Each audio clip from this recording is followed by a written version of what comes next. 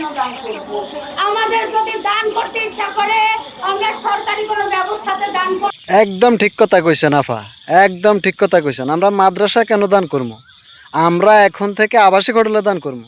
ওরা বোকা সোদা। আর এক কথা কইছেন যে সরকার, সরকার কি ফকির? আমগো সরকার কি ফকির নি? সরকারে দান করা লাগতো না, আবাসিক হোটেলে দান করা লাগবো। কারণ হলো আবাসিক হোটেলে দান করলে আবাসিক হোটেলের উন্নয়নের কিছু কাজ করতে পারবো, কিছু উন্নয়নের ব্যাপার স্যাপার আছে না।